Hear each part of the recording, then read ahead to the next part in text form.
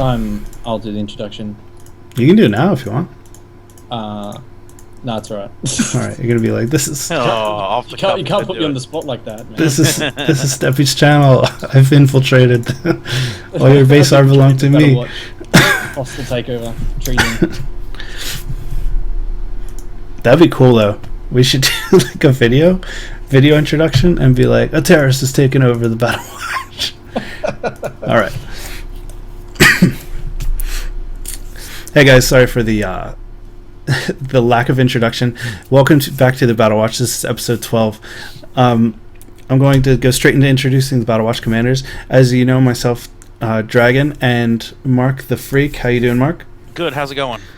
Good. And as always, Steppy, how you doing? Not too bad, man. Not too bad.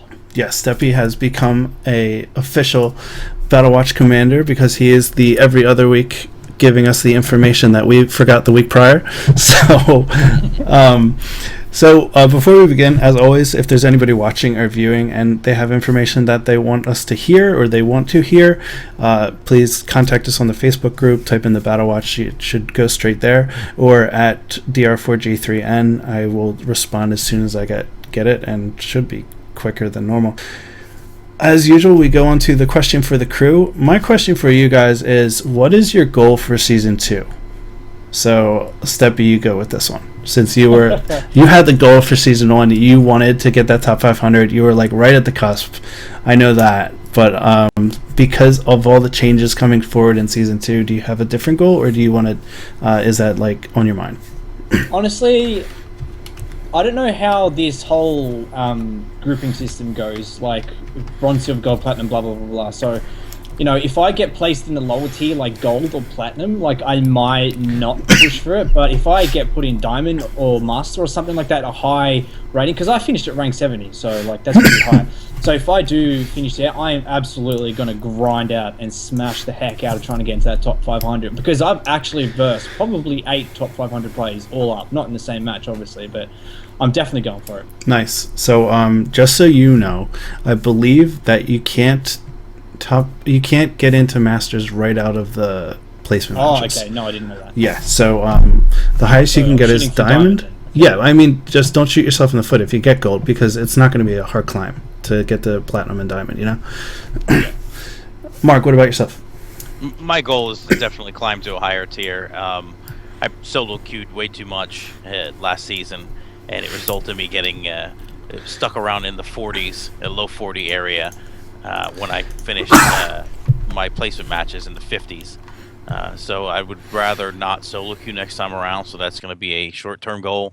Long-term, I'd like to get into the platinum area at least. I'm not sure if I'm good enough for the masters or anything higher than that, but I'll shoot for platinum and see how it goes. Yeah, I believe you can easily hit the platinum numbers, and I think the worst part about yours was you definitely solo queued with some bad matchups, but the fact that you started out playing Mercy, and I think you were playing Mercy and Lucio for a little bit. You were just playing the support characters. You had to depend on your team ridiculously, and now that you've become like very, very good on Reaper lately, your video was awesome. Because you've become really good on Reaper, I believe that as people develop their skills with carrying characters, that they'll be able to carry the team even if they don't have a stellar support character. Yeah. Myself, I want to I got my golden axe, woo, and I want to continue to grind for the competitive points. So they've developed a new system for competitive points. Instead of gaining 1 each map, you're gaining 10, and now it's going to be 3,000. Yes, 3,000 competitive points instead of 300. It hasn't really changed. It's just the number that changed. But I want to continue to grind for the golden weapons, because I think it's going to be awesome when Doomfist gets released, and I just want to have golden gloves. That'd be awesome. Snipers going ham 2013. Thanks for the follow, man. So Nice. Moving on the weekly update, we have a slew of PTR changes. We're going to be going over them off of the PTR patch notes from the actual patch notes page. So please bear with us, because there's a lot. to say the least. So without further ado, Steppy, you can take this one. We're not going to do general? No, the one right above that. Yeah, competitive play season 2. Oh, okay. So we've made some big changes to competitive play in anticipation of the launch of Season 2. On September 6th, sorry. The most noticeable change is the introduction of skill tiers, which we hoped will better communicate players' relative skill levels. Competitive play will put a greater emphasis on skill tiers over specific ratings, and as such, a player's tier will be more prominently displayed throughout the game. We've also switched the skill rating system to from just say like what was it 1 to 100. It's now 1,000 to 5,000. 1 to 5,000. Sorry, scale to give players more detailed information about how each match affects their specific rating. Sudden death gone, thank God. So generally, matches that would go to sudden death now will be ties. So basically, they done that because a coin flip was too decisive. A thing to put into the game to make sure that it was an even game for people to either win or lose. So that they went ahead and threw in the chance to get a draw. It doesn't actually say this in the patch up here, I don't think, but if you get a draw, you get 10 points. Is it? Yes. I believe so, you get something for a draw. They're not trying to be like I don't think we're going to see draws that often. That's my opinion. But it's one of those things where they're like, yes, you got a draw, but everybody wins, kind of. Right. They're also saying that draws are going to be very few and far between. They'll be very rare. Cool. And it says, we've also made a few minor adjustments to leaver penalties, which is good. If anyone leaves, in my opinion, you should not be able to play ranked for 48 hours. Plain and wow, simple. That's pretty crazy. Well, it's not fair. Like, why should you and your whole team have to lose ranking points because someone's like, oh, I'm a child and I want to leave? Like, that's not fair. I agree with that, but what about the, like, accidentals? Like, there's no way to track that, you know what I mean? But that's unfortunate. Like, sorry, can't play for 2 days. Yeah, but sorry. That's the thing too. You know, if you have an unreliable computer or unreliable internet, you shouldn't be playing competitive. That's exactly right. Man, I think that if somebody plays a competitive game, nobody on that team should lose competitive points, and I think the person who left should lose the sum of their entire team's. Or even that. Points. That's you guys are crazy. You guys are crazy about levers. This is the competitive scene. Right? This is where people want to play the game seriously, not where you want people to leave. I completely agree with that. On the contrary note, if I for some reason, if my power goes out for some freak reason, or my internet goes down because Comcast because of Verizon TM, I think I'm supposed to say TM if I plug anybody, then they I don't want to be penalized for that. And I understand the idea behind it, but maybe there should be like okay, you left once. Like, maybe it should be a 3 strikes you're out, or something to that extent, not just the first time. Could you guys compromise with or at least a 3 time within a certain day's period? You know, if somebody leaves 3 times in an hour, they need to take all the penalty they can get. Agreed. You know, if you happen to leave once or twice in a week span, you know, those are random power outages that are just, freak. You know what I mean? Or your computer decides to die, or the internet goes out. If that's happening, if those things are happening, like if you're losing power, or your internet goes out, or your computer goes out more than 3 times in a week, you have a problem and you don't need to be playing competitive. I agree with that. So, sorry to interrupt, Stevie. That's alright. So basically, it's just they've also made a few adjustments to leaver penalties. The top 500 system and the competitive point system have also changed, which we'll find out further down. All right. So, Mark, go for the general updates. Cool. Yeah. So some general updates. One of them I like in particular here is Symmetra. Now, when she's reporting her ultimate status, will report the number of charges that are left on her teleporter. Yes, I love that. Which is absolutely excellent. Yeah. You know, currently, I believe it's 6 people can traverse through the teleporter, but you don't know, how many opportunities are left. So her just reporting her ultimate status will also say, there's 5 teleports left, 4, 3, 2, 1, and then eventually be done with it. Yeah. That's excellent. Absolutely excellent. Now, when activating, if you say needs healing, the needs healing communication within the game, while you're Or targeting, X. while you're targeting Anna, Lucio, Mercy, or Zenyatta, they will respond with a group up to receive healing now, and a marker will appear above the healer's head, which will allow the user or the other teammate to locate where that healer is. So basically, we're saying, stop spamming for healing.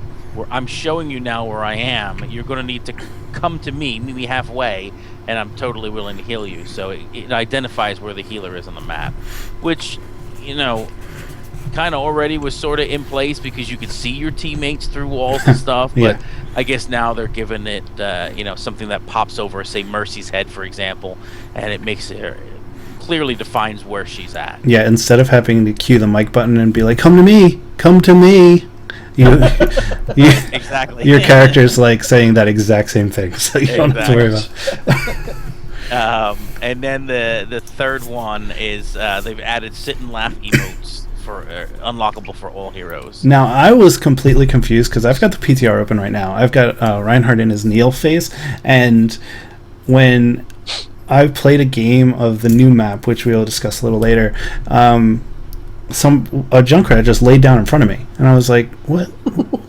I was like, down in front of you? Yeah, like he literally he put away his gun and he laid down and he was like, you know how like models do the like, hey baby, like head over here thing? He was doing that. That's what he does. He's doing one of these. Yeah, the elbow and everything. And so I was like, how did he do that? So I asked in general, and because I didn't read the patch notes, and I asked in general chat, and they were like, oh, you need to buy it from the emotes thing. And I was like, oh, I'm an idiot, because I was doing old school World of Warcraft stuff where I was like /sit /kneel /lay down, or dance or something exactly. like that. Yeah. and I think the game was like, you're an idiot, just go and buy this, you moron. But moving on, as Steppy said earlier, we're going to talk about the competitive play system. He mentioned the 1 to 5,000, so this is where the skill ratings get broken down. From 1 to 1499 is bronze. From 1500 to 1999 is silver. From 2000 to 2499 is gold. From 2500 to 2999 is platinum. From 3000 to 3499 is diamond. From 3500 to 3999 is master. And from 4000 to 5000 is grandmaster. Now, I've heard whispers in the wind of the top 500 after grandmaster being called something like heroic, as Blizzard tends to do with all of their games. Yep. And I think that would be pretty cool, but those are the skill trees as they are at the moment. Now, when you get into your 10 placement matches, excuse me, this is like a cough that's been haunting me for the past 2 weeks, but as you get through your 10 placement matches, you get your placement, I guess is the easiest way to say it. And if you get placed, yes, if you get placed in gold, like let's say you get 2200 and you get placed in gold, when you go to your screen, it will display your character icon, and inside of your icon will be a little gold, like almost medal. Yeah, that's probably the best way to explain it. A gold medal, as well as different medals according to which placements you've gotten. Now, this medal can change only by increasing in skill.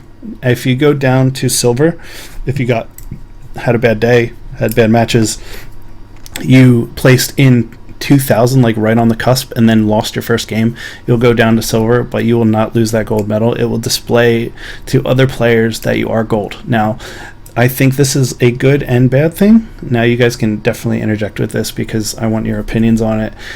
Oh, yeah. The fact that it's going to display what you were best at and then you're in a lower tier, you're going to have people like, well, you were this, why are you here now? Or like, for instance, I was carrying around my Golden Axe as I was playing, and people are like, oh, this Reinhardt must be good, and they were saying this in chat. They're like, this Reinhardt must be good, he's got a golden axe. It doesn't mean that. Like, I've seen a lot of people with golden weapons, and they've been good, but you're going to see more and more as competitive seasons go by, because of the fact that all you need to do is play games and win them. And everybody, like, what's the saying? Every squirrel gets a nut once in a while. That's right. And if the squirrel collects 300 nuts, they're going to get their golden nut. You know what I mean? So I want the golden nut. I want a golden nut. All right, we're going off topic. So, so we go in. So it says a player will not drop out of their tier, even if their skill rating falls below the cutoff.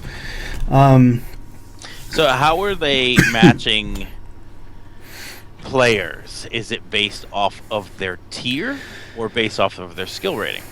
So I believe it's Their tier. yeah. I believe So it doesn't matter how far down you drop. Let's say I place gold. Oh, that's a end good up point. Going down to 1 in my skill rating, which is the very first number for bronze. It's always going to display gold, but is it going to team me with other gold players or other players that are in? Even though I have the logo for gold, am I going to play with other bronze players? Yeah, it should. I assume so. Yes. It should pair you with players at around your skill rating. So Yeah. I was incorrect. One last thing on this. There's a skill rating decay, and this only happens to Master and Grandmaster. So if you are the player that can make the Grandmaster, make the Master skill levels, kudos to you. But the thing is, you need to play within 7 days. Honestly, that's a pretty big duration anyway. I made a long pause silence because 7 days of not playing a game that you love to play, especially if you're a Master or Grandmaster, Exactly. I don't think that's going to happen. If you become Grandmaster, you're not a casual player. You're Yes. playing every day. That, I mean, the only thing I could think of, and the reason they probably made it 7 days, is because of the fact that, hey, your family's going on a trip, or you're getting deployed with the military, or you have, what else? Or hospitalized or something like that. Very good point. Something traumatic that makes you go away from your computer for 7 days. I mean, heaven forbid we have to go outside into the real world and endure. But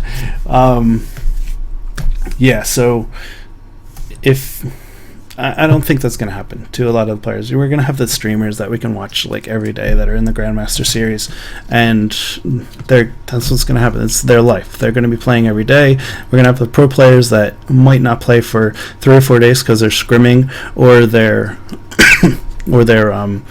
playing in competitive tournaments, but they'll be able to get that one game that they need. Yeah, I think it was more or less for the small minority that just get to, like... Because I kind of did the same thing. Just say, like, rank 70 was Master. Probably wasn't, but... And then I got to rank 70, and I just stopped playing competitive after that because I got what I wanted for that season. Like, there's probably a lot of people... sorry, not a lot, but there's probably that small minority of people out there like that. Like, oh, yeah, I'm in Grandmaster now. If they didn't add this thing, they're just going to sit there for the rest of the season and then be like, oh, I was Grandmaster for the whole entire season, and I played 15 games. That's very true, because a lot of people were trying to snipe. Oh, this is another thing to mention. If you're doing your placement matches, you cannot play with a character that has already placed. So that's something to know. Wasn't that supposed to be in last season as well? It was, but they didn't implement it. So a lot of what happened was a lot of the pro players that were scrimming were ending up, okay, I'm going to start playing the actual game now. So they were level 25. They made 25. There were a pro player that played in like Envious or Cloud9 or any of the top tier teams, and they were like, okay, I'm going to start streaming. I'm going to start playing competitive. So they would have their players that are also playing with them, or other streamers that really like their gameplay, team up with them in their placement matches, and they would get 10 wins in a row. They'd be in tier 60, 65, and within, like Steppy says, 15 games, they're already 72. So so there's no more of that, which is good, and we don't have to worry about people just trying to snipe ranks anymore. There's been some map changes. It's just about the time bank system on Hanamura, Temple of Anubis, and Volskaya Industries. They've they made it so that only on competitive games there's only a 4-minute timer instead of a 5-minute timer on capture points. And some other things. I didn't even see that. Oh, okay. Yeah, so now it's 4 minutes instead of 5, which to me, I think is good based on what they're doing with the systems, only because they're trying to speed up the game so people can rank up more and more and more. Yeah. They're pushing you to make a move quicker, is what they're doing. Mm-hmm. You know, a lot of these people like to sit behind and, especially on capture points, and just fire into the capture point. And then when you hear 60 seconds remaining, everybody decides, oh, we better move in. You know, they're just trying to make it progress a little quicker, I think. Yeah. We've talked about the competitive points. So we've talked about the draw. And let's go right into the hero balance updates. For the general updates... I'm dying over here. Ultimates that consume the ultimate meter when activated will now drain the meter more quickly. And the... More quickly, it should be like rapidly. Yes. Yeah, it should be basically instantly. Instantly. So it's 0.25 seconds instead of 1 second. So I believe the reason for this was Reapers that instantly got a Hanzo shot to the face when they started to ult would have 97% or 90% of their ultimate left to go, so that all they needed to do is come in, shoot somebody in the face, and they had it back. McCree got completely waffled because of this, and we will get into that later. But moving on, reverted a recent change to reduce size of heroes' projectiles. I don't know what this was about. I'll read that as Mark. You want to take Diva? Yeah, so basically they're taking a defense matrix, and after you activate it currently, and you let it go, it begins regenerating again after half a second.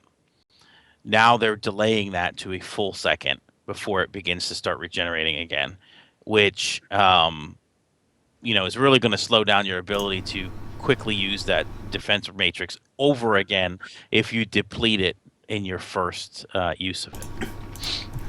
Yeah, so it's forcing people to tap on the button, kind of like a Pharah hover, instead of just holding it down. And I mean, don't get me wrong, the Diva players that do that are really good, but I've still seen Diva players holding their defense matrix open when a Zarya is attacking them. And for those that don't know, Zarya's beam cannot be taken in by Diva's defensive matrix, so just don't do that. Sepp, you want to take Hanzo?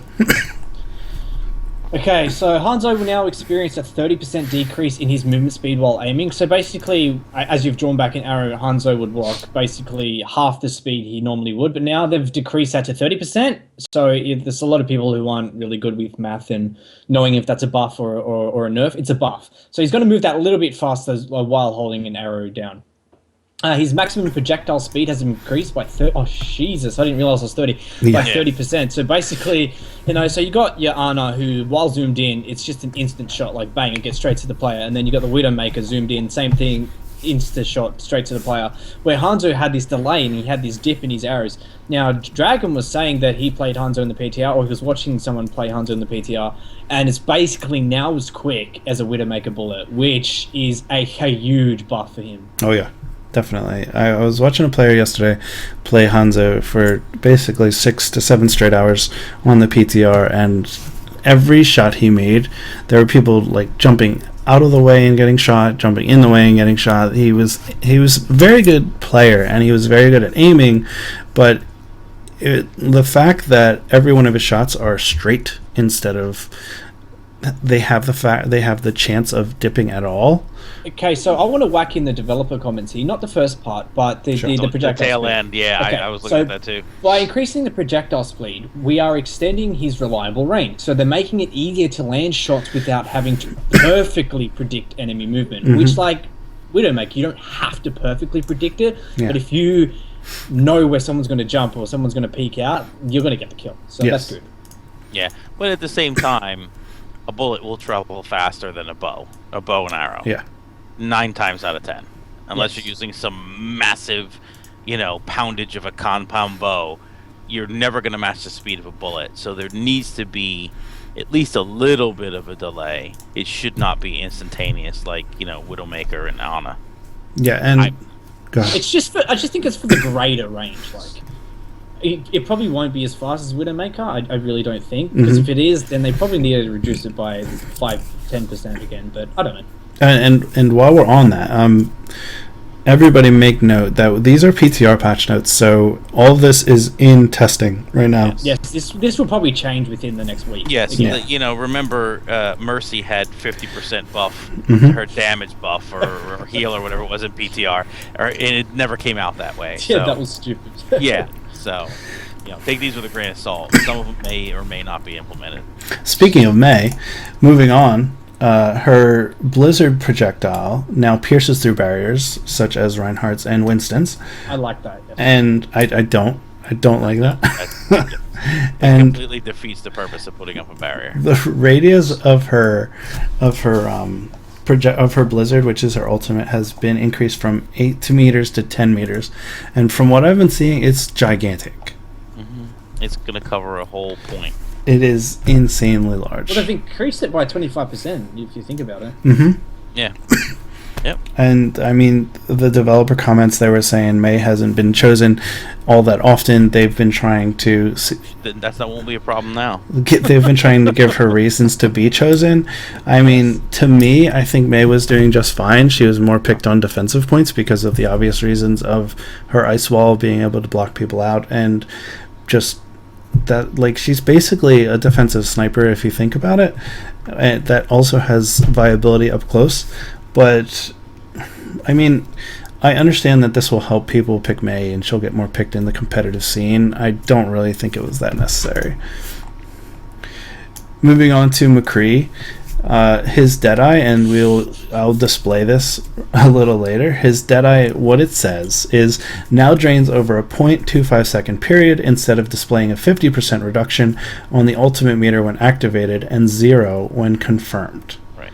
So, when you were playing with McCree in the non-PTR realm, and you went to activate his ultimate, it would go straight down to 50 instead of dropping to 0. This was in the intent if you wanted to cancel your ultimate. Now, I played McCree in the public test realm, and I'm going to play him for you guys in just 1 second, and I will show you that when he gets to his ultimate and you press right click to cancel it, it will in fact still go down to 0. I do not know why this happened, because as a player that played McCree quite often in the quick plays, you have to perfectly time your ultimates or you're going to get no one or just one person.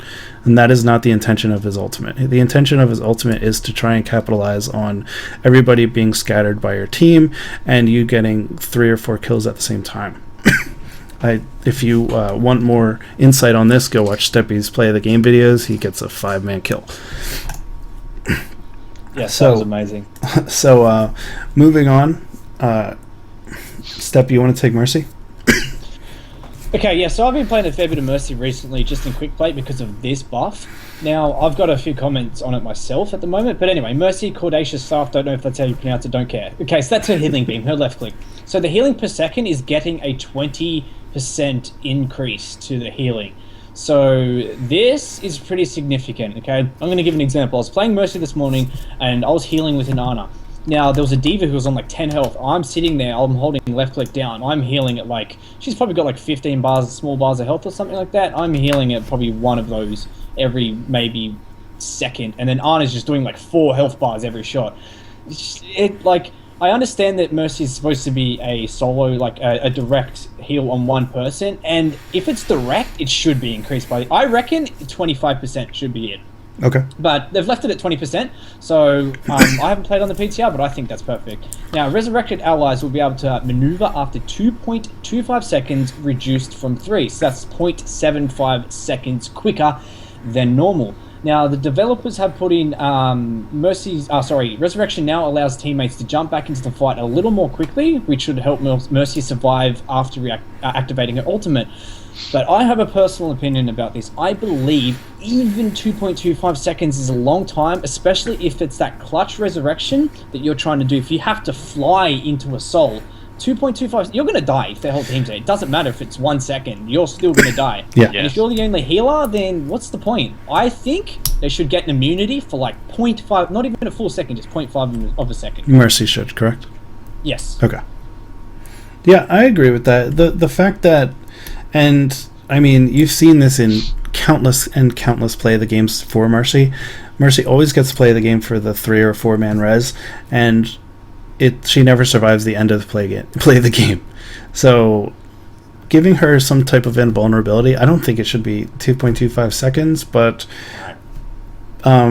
giving her some type of invulnerability of that would help a lot, because like Steppy was saying, if you're rezzing your entire team, then the other team only has to focus on one target. Yeah. For 2.25 seconds now. Yeah, all you do is you just give her some sort of animation when she rezzes, kind of like Zenyatta's ultimate. Maybe not move around, maybe she kind of goes up in the air with her arms and becomes golden or something, rezzes them, and while she's up there, she's not shootable or killable, I should say. She's kind of immune for, however long is predetermined. And then, she comes back down to the ground and the fight continues, kind of thing, so... All right, Mark, I know you've been trying to get into the ninja scene, so I'll let you take the most talked about / hated changes. Yeah, I finally decide to dip into a little bit of Genji, and as soon as I do, they go ahead and literally bash him. So, first things first, the one thing I could absolutely care less about, but it is important news, your double jump is no longer going to reset while you're wall climbing. I guess it was a thing to double jump, wall climb, double jump, and you'd be able to just basically bounce around up and get up high for a while. Not something I've ever done, but a lot of people seem to hate the fact that you can't. Yeah, it was just too mechanically hard to deal with. Yes. So I guess it's all of these have burnt a lot of people, but this is one in particular I see a lot of. His dash. It's something we discussed the other night, Chad. It's no longer going to deal damage to traps such as Widowmaker's Venom Mine or Junkrat's Steel Trap. I guess people or somebody thought it was unfair that Genji could dash through a Junkrat's Steel Trap, for example. Okay, well, let's remember now that Genji's dash is not a dash with him dashing on his feet. He's actually swinging his sword during that dash and can inflict damage to other players. So why, for that matter, can he not inflict damage to Widowmaker's Venom Mine or Junkrat's Steel Trap? See, the thing is, with Reinhardt also, his charge does damage. I know his feet are technically still on the ground, but he can't break those sort of things. So why can Genji? Like, I understand where they're coming from. On a mechanical point of view, I understand where you're coming from. Like, he's not really on the ground, so why should he be getting trapped by something that's on the ground? Right. So I agree with that, but in the gameplay point of view, like, Reinhardt can't do it, so why should Genji be able to? Well, why not add that ability to Reinhardt? Yeah, but then again, you see, in my opinion, if his move, if that dash move can be used to inflict damage to another player, why does it not do damage to a trap? Yeah, I don't know. And in that same line, I would say, why does Reinhardt? I mean, Reinhardt is at a full-on dash. This huge hulking man is coming screaming across the screen, and if there's a trap in the way, bang, he stops. That's ridiculous. That momentum in normal life would never be stopped by a steel trap. You know what I mean? You'd still continue going through it. So, I don't agree with this change. I think it's minuscule. I think it's just Widowmakers and Junkrats just whining. I don't see how, if he's leading and swinging his sword, he does not inflict damage on these traps. But Blizzard seems to think that it's needed, so here we are. Yeah, I agree with them. Sorry. It's all good. No, that's why we're talking about this. That's right. Yeah. So, Swift Strike. Okay, so this no longer interrupts quick melee attacks, which is fine.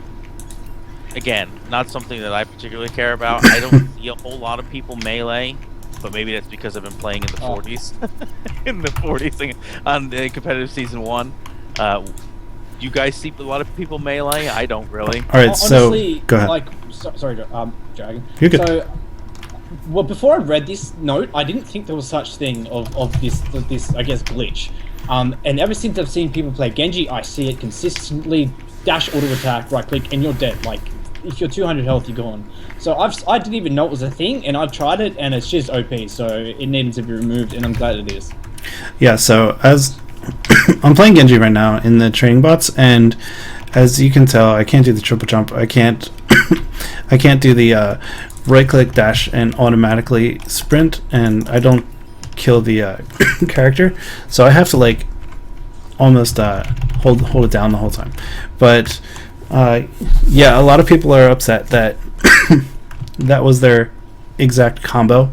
The what is the right click called? The alternate. Right.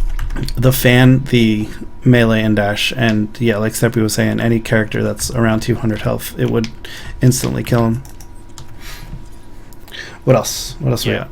The final one, and probably the one that everybody's most butthurt about, including myself, is the duration of Genji's Dragon Blade has been reduced from 8 seconds to 6 seconds. Oh dear lord. I disagree with this. So what? Well, I mean, I disagree with it too. It probably needs, when I'm not playing Genji, it needs to be 6 seconds. When I am playing Genji, it needs to be 8. So I can see that. Yeah. What they're getting at here is when Genji set off his ultimate, non-PTR, he has the ability to run around for quite some time and probably take out a large majority of the team, the opposing team. They're trying to get away from that, and by dropping it to 2 seconds, I think as a Genji player, you're going to have to make sure a lot of the opposing team is bunched closer together rather than spread out. You're not going to have the time to chase people down at this point anymore. You're going to kind of have them bunched together, know what your targets are before you set it off, and then, let it rip. See, the reason I said I disagree with it is because I don't think the duration was the problem. I think it's the damage. If you're a Mercy, you're just going to die, like, straight away. There's nothing you can do. Like, if you're an Ana, there's nothing... I guess if you're good enough to sleep, like, it's just too reliable in the sense of damage. If they reduce the damage on it by 20 per strike, something like that, I think that would be a better result. Yeah. Because I just watched you then, Dragon, pop your ult, and that duration, that is going to kill. Like, I didn't think 2 seconds was a lot, but geez, man, that looks bad. But it was needed, because now, like, what I like about the Overwatch developers is they're trying to make the game better for people with good mechanics. So you're not going to have a Genji just presses ult and then kills one person and then dashes to the next group of people, and it just keeps doing that because of the 2 second difference. Now, if people effectively spread out and he gets one kill, dashes to another person, he could be wasting 3 seconds right there, so half his ult. Sure. Which is amazing, because it's just stupid. Now, if you combo Izari's ult, or like a Reinhardt's ult, then that duration is not going to matter at all. Right. Yeah, that's true. So it's just making people work together rather than... And the thing is, like, I almost lost a competitive match, like, when the Season 1 was still out, because a Genji ran in, and because his ult was broken, he ran in himself and just died straight away. So it's probably going to stop people solo ulting as well, which is going to be amazing. So, after activating it on the PTR, you get 7 slashes total instead of the normal 9. Okay, there you go. So that's a reduced damage of like 240. Yeah. Exactly. So it's like a whole Reaper's health bar reduced. Yeah, and like Steppy was saying, the fact that he still gets 7 slashes, if it's in a Zarya ult, he's still going to be able to claim the team. So it hasn't hindered Genji as being a character. It's just hindered players that don't play him well. Yeah. Moving on, we've got some updates for Lucio. I find this bizarre. So I did too. Go ahead. I don't like it myself, but go ahead. So amp it up. Go ahead. Yeah, sorry. All right, I'll take amp it up. Okay, the boosting of movement speed has been decreased by 30%. So you're getting 100% movement speed boost. So they've reduced that to a 70% increase, so they nerfed it by 30%. And the developer comments is like, thanks to Lucio's speed boost increase, it was a must pick in every map. Like, to me, the speed is not why I picked him. Like, you don't put the speed on all the time and just zip around everywhere. It's because he can heal everyone. So I think they didn't want to put that out there. I think there's a hidden reason for this nerf that they just don't want to say. But, you know, what's your guys' thoughts? All right, so his speed, the only reason I kind of agree with this change is, I agree with it, yeah. is because when it was at 100% with Reinhardt's shield up, I can charge basically with my shield up and move my entire team forward. And I think that's what was happening with a lot of the players. Excuse me, a lot of the players that they were using it in certain sections where they had a Lucio and a Zenyatta, or a Lucio and, well, that's probably the best put together, because of the fact that you can almost move as fast as Zenyatta when he's traveling in his Transcendence. An entire group of 6 people can collapse on another team if they don't have their ults as well. Well, that's fine, but if they're going to decrease the speed at which they move, why not give us another second or two that it lasts? See what I'm saying? Because even half a second, yeah. Yeah, even currently, the speed is 100%, but it doesn't last for very long. I've never timed it. A couple seconds, 2-3 seconds, maybe 4, and then it dies off. You know? Yeah. So, I don't know. And it's not used that frequently either. Like, yeah, it's not like a Genji thing. Like, it's right. really bizarre to me. But yeah, like I said, I think that's a hidden. Yeah, I didn't there must be a hidden thing behind it. You're right, because if you'd have asked me to pick the most bizarre thing that Blizzard would have changed about a player, I probably would have picked something like this. You know, I just, it's a big question mark. I don't understand why they did it. Excuse me. Okay, moving on to Roadhog. His chain hook. This is one that was needed because it makes sense. Alright, so I don't know if you guys are going to like this or hate it based on what I'm going to say. So, his chain hook, if the hook target isn't in Roadhog's line of sight when retracting the hook, they will be moved back to the position where they were originally hooked. So what this does is, instead of, if you get behind a wall right as Roadhog hooks you, instead of saving your life by being pulled into the wall and not going to the Roadhog, what happens is your body basically teleports back to where you were in line of sight of the hook for Roadhog, and you get pulled to him. So this is in Roadhog's favor, unfortunately. Oh wait, so this hook still works? Yeah. Yeah, it's still gonna work. It's still gonna grab you, but when your body comes forward, whatever they're using for their mechanics to determine where you're gonna hit a wall, if you hit a wall as he's reeling you in, the hook's gonna return, and your body's gonna warp back to the original position that you were hooked in. Yeah, but okay, so does that mean that his hook is on cooldown and you're still in that position, and then you can run behind the wall, or is the hook still going to hook you towards him? No, it's still going to hook you towards him. It's basically, you're not going to get stuck on the wall and then dragged around. You're going to get teleported to where you got hooked and then get pulled to him. Yes. Oh, that sucks. Yes. Okay, yeah, that sucks. That's stupid. I hated it. That's even worse now. It doesn't suck for Roadhog players. No. But yeah, we're going to be seeing a lot more Roadhog players taking advantage of this situation, because there's a lot of players, and this isn't due to players being bad. It's not due to players being excellent. It's due to the game mechanics where the servers have when I'm playing my game, my internet is pushing out what I'm doing, and by the time it gets to the other Roadhog player, he might see me behind a wall, or I might see myself behind a wall, but he might see me still where he hooked me. And they're trying to make it so that if he was accurate on his side, then he should be able to get the hook, which kind of makes sense because of the fact that he's seeing something different than I am. and that goes back to the tick rates, which we talked about a fortnight ago. Yes. Yeah, anyway. Yeah.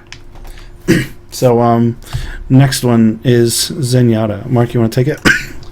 Yeah, so his Orb of Discord, the amount of damage amplified by a target with the Orb of Discord has been decreased from 50 to 30%. Finally! Yeah, Dude, so essentially the very reason why everybody's picking him lately, they're just taking that away. It's still good. It's still good. It's still good, and it's still good because now they've paired it with his Orb of Destruction, where his damage is increased from 40 to 46. So I've done the math here. Trying to Sorry. offset the two. Go ahead. So I've done the math here, so sorry for interrupting, but No, it's fine. he's still not going to do as much damage as he did before, but there's only like 3 points of damage, I think I worked it out, to be the difference. So I think with Discord Orb he was hitting you for 30. Sorry, like 60, sorry, 60. So now it's going to be doing 57 instead. I think, I should have kept the freaking... But I actually worked out. So he's only going to be doing like 3 points less damage. So it's still a little bit of a nerf, but like instead of just, destroying Discord Orb and then his damage, they kind of left him where he needed to be. And that's, going back onto Mercy, that's where I think Zenyatta is still going to be good, because he can defend himself. If a Tracer just blinks behind you and you Discord Orb, punch her in the face once with an orb, she's dead. Mercy, you can't do that sort of stuff. I still think Mercy... I know we're talking about Zenyatta, but she needs something defensively to make her better. Yeah. Mercy's more of a you have to be able to cater towards playing behind the enemy lines, or having a Reinhardt, or having a Zarya to be able to protect you. Right. So I don't know if you guys thought about this, but Orb of Destruction is his main attack. It's his left click and his right click. So that being said, if he connects with 1, 2, 3, 4, 5, all 5 orbs, he's dealing approximately, how much is that? 230 damage it would be? Yeah. Or 100, yeah, something like that. So 230, let's say 230 damage.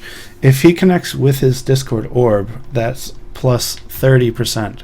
So he can easily take down a tank if he Even connects. Reaper.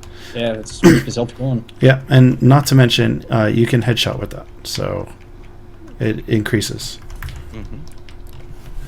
So I think it was a good change. Yeah. That Discord Orb on a Roadhog was... it was just disgusting. It really was. And like that with the other Roadhog buff, because I thought it was enough, but that with the other Roadhog, he's going to be played more now, because you're not just going to get a whole team nuking a Roadhog in half a second. True. All right, I think that's all we have for characters. Were there any other significant updates you guys noticed that you want to talk about? Not particularly. No. All right, then let's move on to one of the bigger updates we have, where we have a new map. So does anybody know how to pronounce it? No. Where is it? I want to give it a go. What's it? Wait, hold on. Battle.net. Okay, wait. Let me press the cross arrows. That's fine. Yep. Okay. Eichenwald. I'll say Eichenwald. All right, I will go with Eichenwald. I don't know how to say it. But It looks like it. Yeah. it's probably like Eichenwald or something like that. Yeah, I was going to say Eichen, but it's German, isn't it? So it'd be like Eichen. Yeah, that's probably true. So it is a castle. I will play as... You know what? I'll play as Farah, so we can get a sky view. But it is Reinhardt's hometown. I guess it's his hometown. It's basically his home city or castle or whatever. Anyway, Reinhardt used to battle dragons and stuff like that. He was an awesome dude, but I don't know where I'm going with this. Isn't that a bit ironic? Your name's Dragon, your main Reinhardt. That's right. Yeah. That is ironic, actually. Damn it! Now I can't play him anymore. I've just wasted 3,000 competitive points. Wasted 60 hours of your life. That's right. So anyway, I am in the game. I am, if you guys are watching the stream, I am moving around. It's basically a castle and a village. And if you guys notice when I'm moving around, there are little destroyed mechs all over the place. And they look quite familiar. Can you guys guess what they are? I can't see any. That could be just because my eyes are really bad, but... I move closer. It'll probably just take a couple Are seconds. they bastions? They are bastions. So this was the... Oh, yeah. Okay. So, ironically, and probably not ironically, because Blizzard plans all their stuff out, they just released the short story The Last Bastion. And The Last Bastion, I believe, took place out in the forest over that way, where that giant mech is destroyed. But The Last Bastion is a bastion, without going too in detail and giving any spoilers if you guys haven't watched it. The Last Bastion is about Bastion being all alone in a forest, and it's kind of a Wally where Wally discovers the cricket and Bastion discovers the bird. The bird has a name. I'm sorry that I don't know it because the bird is pretty awesome. I think it's like an evil like side genius, but it basically turns the Bastion good, and the Bastion decides, like, I'm not going to join the Overwatch fight. But during it, he gets a flashback, and it shows Bastions going up against each other, back and forth. Reinhardt's going and killing the Bastions, and him just going crazy. It's a very good watch if you get the chance to view it, but I digress. We're going through... The animation, on the shore, like when they showed the flashback of the battle, was absolutely gold. It was amazing. Oh, yeah. It was probably the best short that they've done for the game. Yeah, I agree. Yeah. It showed like a lot more than you thought was happening in the game. But so this is a capture point / payload map. So it is hybrid. Okay. Yes, it's a hybrid map, and just like Numbani, where you're moving up, the attackers are moving up, going in this direction. There are a ton of places for snipers and reapers to come down or snipe from, so keep track of that. There's a lot of different just ways. where you're standing, yeah, like just there, tell me that this is not the most graphically best map that Blizzard brought out. Oh, yeah. Like, that is amazing. Oh. The artwork is awesome. Wow. Let me show you even more. Like, if I go over to this side, tell me that looks like Numbani to you from the opening cutscenes where it's like, welcome to Numbani. You'll get to see it, but I'm gonna move off. I'm gonna keep going. Jeez, that is so good, man. Yeah, I mean, I agree. It's very green, so that might be why we're all thinking like it's very beautiful. But the graphics on here are clutch. Like, they did extremely well, and they've got all the little stores. They've got signs for all the stores. Some of the stores you can enter. They've got different antlers on the wall. Some of these antlers look like they're from StarCraft, which is pretty sweet. They've just got it's everything you would expect to find in a quaint German town that has a castle. It basically gives you a Disney vibe, if I'm allowed to say something like that. And TM, right? Yeah, TM. That's right. So you capture the point, which ends up capturing the damn. I'm dying again. Which ends up capturing the battering ram, which is pretty interesting. They introduced a different thing there. Take it over to this point. It opens the door. Let me see if I can get around. This is the thing that I didn't like about Route 66. Just where you were running through there were so many nooks and crannies for people to pop out of. There's a lot of that. And it looks like on this map there is too, so I may hate this map as well. There's a lot of that in this. You push it up all the way to the second point, and you enter the castle. Right, let me give you a back view of the castle so you can see it in all its grandeur. Okay, so I've got a question for you. When you get to a different point, does the battering ram knock down the gate or no? The battering ram at the first point, the gate opens. So I played this 2 times. Dude. The second one, it actually knocks the actual door down. Okay, that's cool. Then. Oh, sweet. All right. So the second one, it knocks the door down. You enter into the castle, and obviously the defensive points change. You enter into the castle, and you end up going around 2 corners into the throne room where the king is lying dead. And a little spoiler right here. If you guys notice the king's armor, tell me when you guys see it.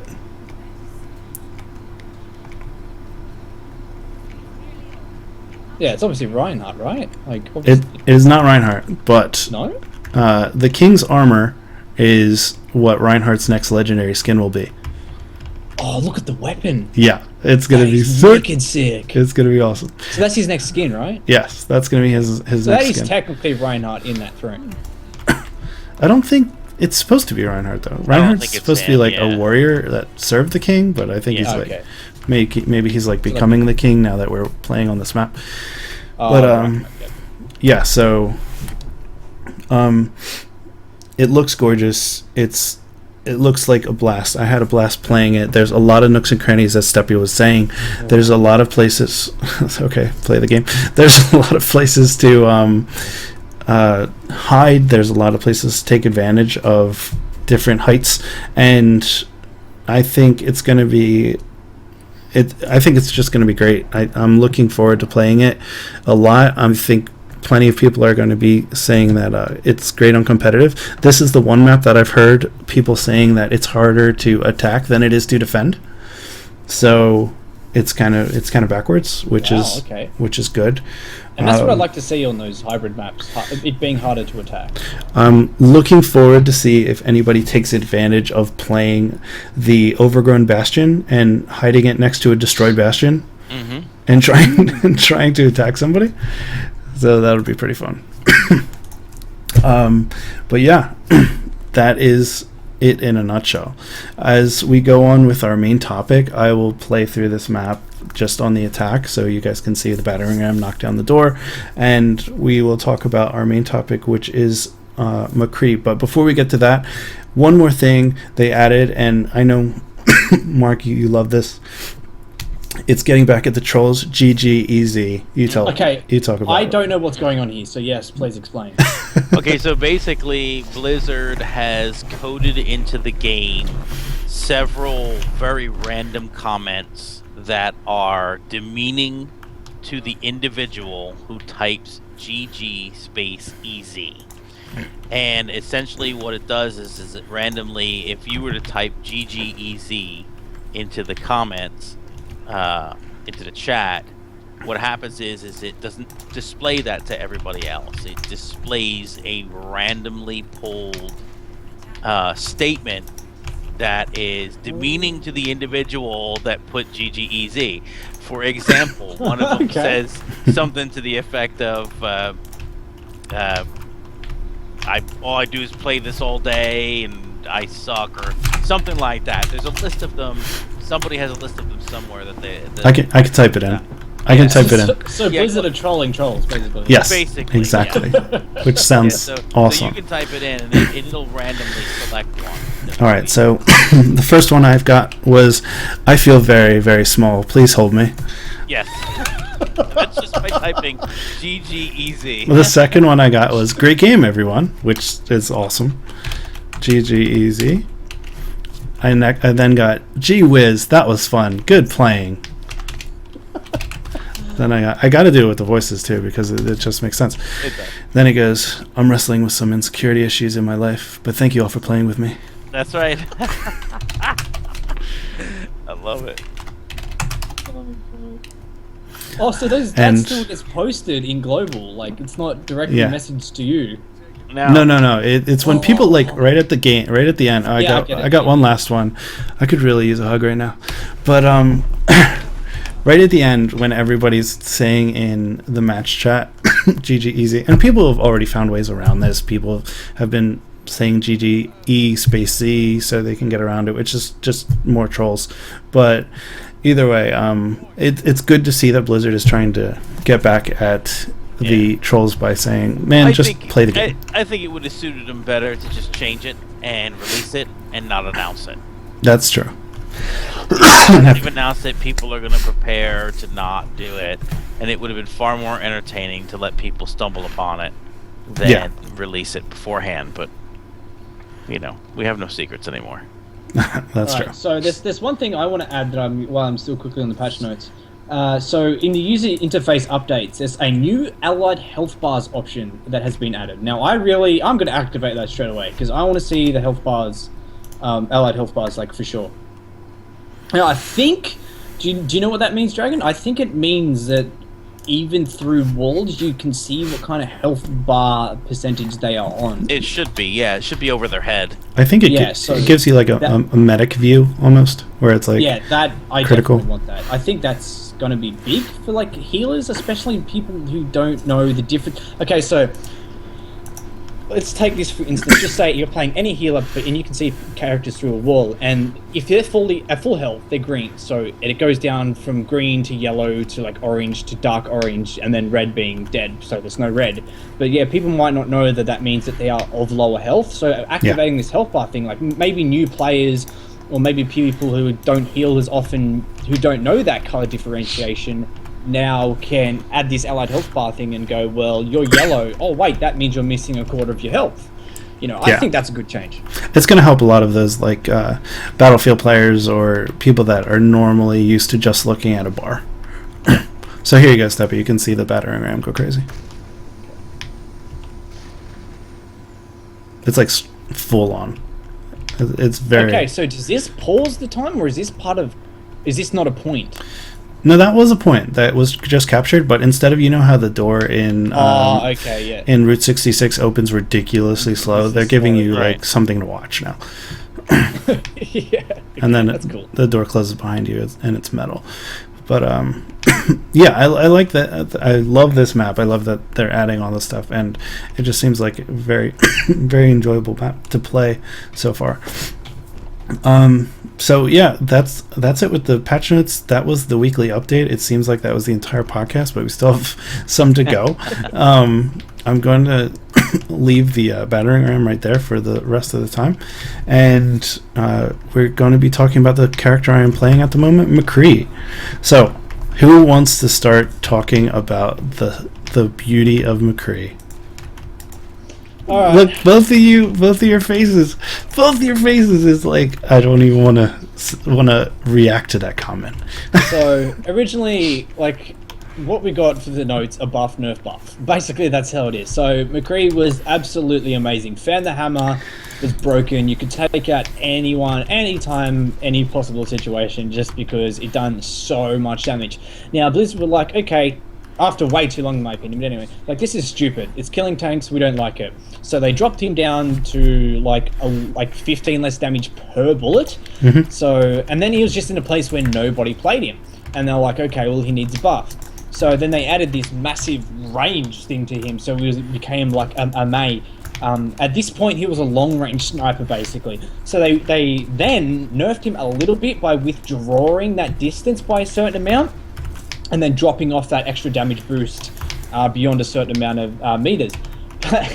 With that nerf, they gave him a Fan the Hammer buff. So Fan the Hammer, just you shoot your all 6 bullets like ridiculously fast. I don't have the exact numbers, sorry, but yeah. And then hit the reload time between Fan the Hammer uses is also got shortened in that period of time. So now he's effective at mid-range and is effective at short range. Now, when Blizzard first brought out the nerf to Fan the Hammer, they were just like, we just think he's too OP up close. And he is again now.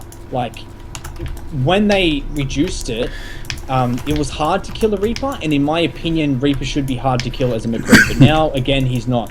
So what they've done with this drop-off is they've made him a mid-range sniper like May, but May obviously does more damage further out now, I think. But the point is, they are not putting him in a good place ever, in my opinion. Now, it's kind of become irrelevant to play Tracer.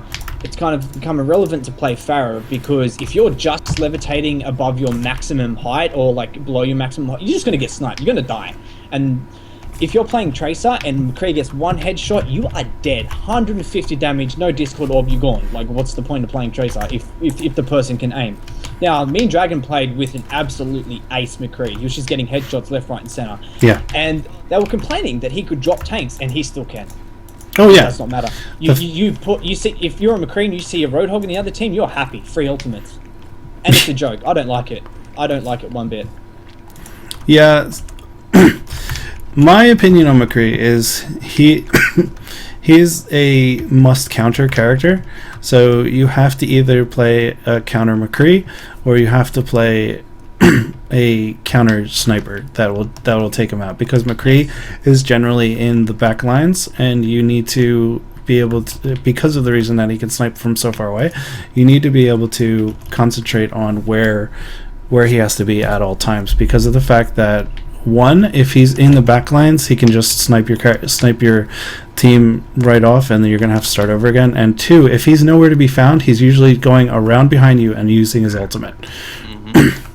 Or fan the hammering up close, like, and because of the speed and the reload time, and then the free reload off his roll, like, you know what, this is what I would like to see implemented. I've thought of this for a while. Okay, so there's a different game that's very much like Overwatch.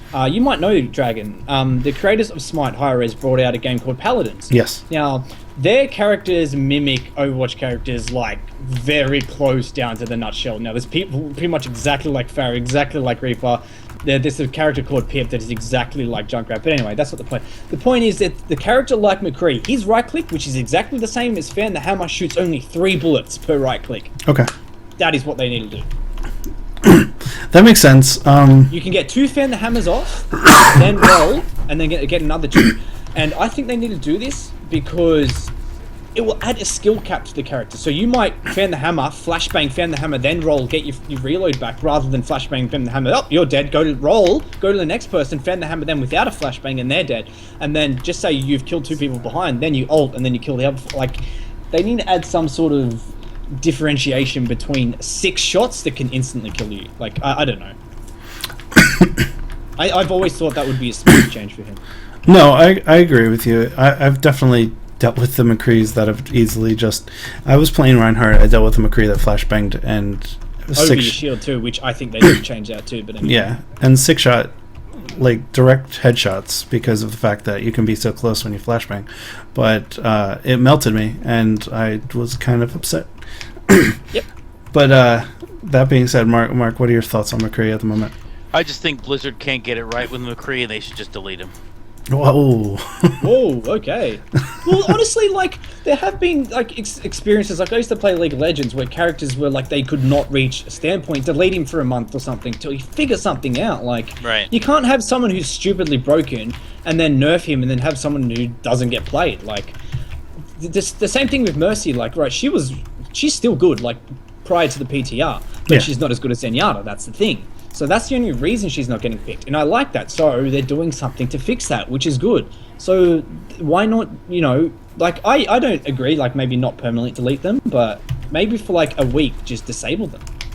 A month, disable them. Like, if you can't find a good standpoint for a character, then why did you release the game with a character like that? Yeah. Right. You know? I mean, he's been buff, nerf, buff. I mean, they clearly can't get it right.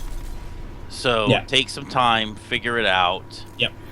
You know, and just make him, you know, on par with everybody else. Because right now, he's just ridiculous. Yeah. He's ridiculous. In the hands of a good player, he's absolutely ridiculous. Yeah, I agree. McCree's one of those characters that it's just like... He's like the Genji. He's going to be the Genji now. Like, you have to pick him. Yeah, that's true. Yeah. He's going to be the go-to. Blizzard acknowledges it by the fact that they've changed him over 3 times now already. Yeah. You know, so they know that there's an issue with him, and they just can't get it right. But yeah. Other than that, I went through each of his abilities. Went through his ultimate. As you saw, I tried to cancel it. It still went down to 0%. His role. I'm okay with that. His role is. That's a good enough. His role is extremely effective. And obviously, if you don't know or you haven't played McCree's ultimate, when it charges up and shows a red skull, it can instantly kill a character if you use it at the right time or before he dies. So that's McCree in a nutshell. Those are our opinions on McCree. I like him as a character at the moment. I think because of the fact that Genji was so viable, that's why McCree was kind of tame. But because Genji's getting nerfed, unless Genji starts seeing play or the PTR kind of changes towards Genji not getting nerfed as much, we still might see a McCree being not played as much. But I mean, time will tell. Yes. finally, moving on to the tip of the week. For those of you that don't know, Soldier 76 healing field is based on line of sight from the center of his healing orb. So if you're standing in the circle, you won't get healed unless you can see the beam in the middle. What I mean by that is how you can line of sight Diva's ultimate behind a light post. You can also line of sight you not getting healed behind such as a staircase if you can't directly see that beam. Or you know how if a Soldier 76 puts it next to a wall and you're on the other side of the wall and you see it, you will not be getting healed. You need to be able to see the beam in the middle and have line of sight of that in order to get the heal. And this also applies to Zenyatta's ultimate. If you can't see Zenyatta and you're on the other side of a wall or on the other side of the payload, you're not getting that heal.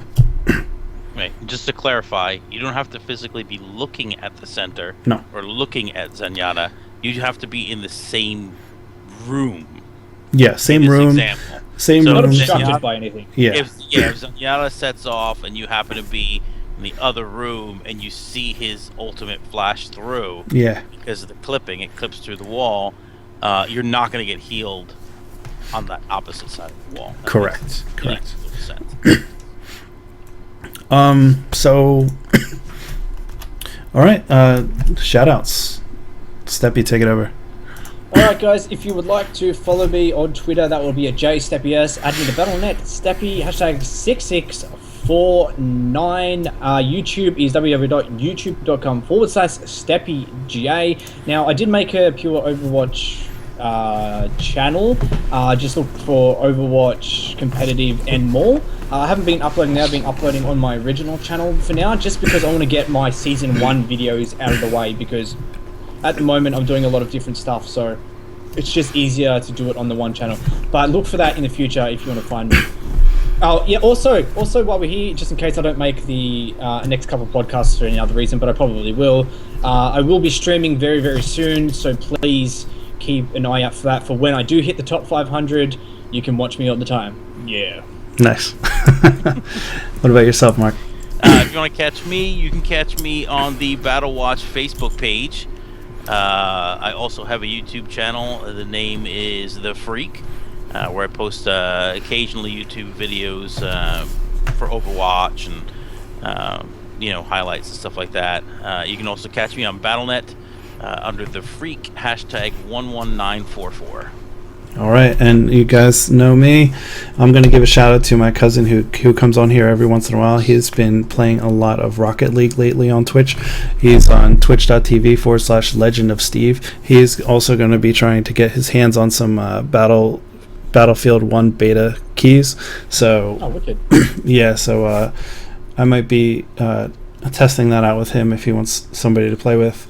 As far as that, thanks everybody for listening and viewing. We are always going to try and bring the most current information that we have. Obviously, we know that the PTR is going to be released, so once it gets released, we'll talk about that. We'll talk about if they've changed anything or if they've taken away or added anything. And next week, we'll be talking about Farah. She is not my forte. Like, I was never good at Soldier and TF2, and that's what Farah is, basically. So, we'll be talking about Farah, and hopefully one of these guys know more than I do. On that, thanks everybody for stopping by, and see ya. See ya. Peace out.